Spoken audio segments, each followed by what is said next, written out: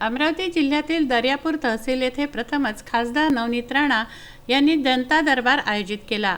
या जनता दरबारमध्ये तहसील कार्यालय संबंधित समस्या, पोलीस स्टेशन, पाटबंधारे विभाग, पाणी पुरवठा विभाग, नगर परिषद क्षेत्रातील समस्या, अन्न पुरवठा विभाग, घरकुल संदर्भातील समस्या अशा विविध जनतेच्या रखडलेल्या समस्या खासदार नवनीत राणा यांनी ऐकून घेऊन त्यावर अधिकाऱ्यांकडून तात्काळ तोडगा काढून समस्या मार्गी लावाव्या व ज्या कठीण समस्या असेल त्याची 15 दिवसाच्या आत त्यावर तोडगा काढावा असे आदेश खासदार नवनीत राणा यांनी या जनता दरबारमध्ये अधिकाऱ्यांना दिल्या।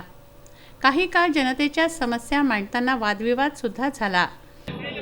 3 वर्षापासून पाईप नाही टाकू शकू आपण तर कसं होणार आहे? त्याचा टेंडर दाखल झाला 11व्या महिन्यात वर्क ऑर्डर झाली आता। कितीचं टेंडर आहे? 185 लाखाचं। 185 लाख 1.85 करोड। म्हणून 3 वर्ष लागले काय? मॅडम त्या मंजुरीला झालं, नंतर टेंडर झालं। आता ते पाईपची जी परमिशन आहे ते आमचे वरिष्ठ कार्यालय देते, त्यांच्याकडे आम्ही पाठपुरावा सुरू आहे। त्यांचा कोण आहे वरिष्ठ आपले अधिकारी? आमचे अधीक्षक अभियंता चारतर त्यांनी परवानगी दिल्यानंतर कॉन्ट्रॅक्टर पाईप आली काय आता पाईपलाईन? नाही, त्यांनी अजून अद्याप पाईप कुठे पोहोचला आता? अद्याप त्यांनी परवानगी द्यायची आहे त्यांनी। कशाला परवानगी नाही? कशी कायची पाहिजे आता? ते पाईप जे असतात ते थर्ड पार्टी इन्स्पेक्शन करून येतात। तर थर्ड पार्टी इन्स्पेक्शनची जी परवानगी असते, थर्ड पार्टी इन्स्पेक्शन कधी करणार आहे?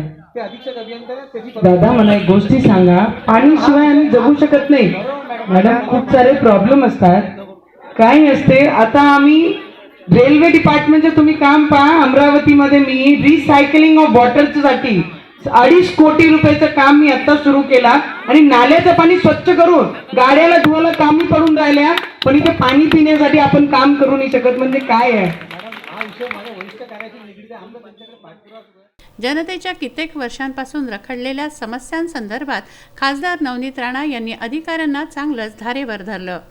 जनतेच्या समस्या तात्काळ मार्गी न लागल्यास गाठ माझ्याशी राहील असं सुद्धा खासदार नवनीत राणा यांनी बोलताना सांगितलं। अधिकाऱ्यांना तंबी दिली। मला वाटते खूप सारे प्रॉब्लेम्स आहेत आणि अधिकाऱ्यांची मानसिकता ते केलं पाहिजे आणि प्रत्येक पॉझिटिव्हच रिप्लाय भेटत आहे।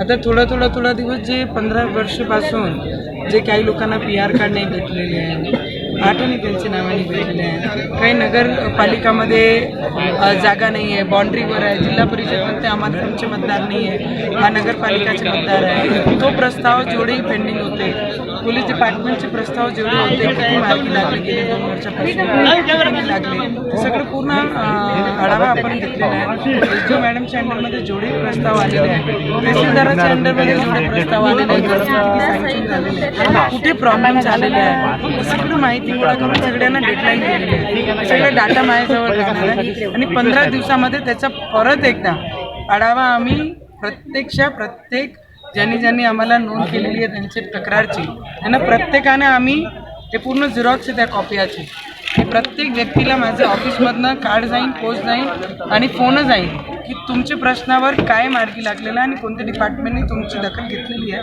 आणि कसे कामं केलेली आहे। आणि त्याच्यानंतर परत 3 महिन्यांनी आपण पूर्ण पाठपुरावा करणार आहे आणि जेवढेही कामं राहिले असेल तर त्या अधिकारीवर कारवाई नक्की होईल।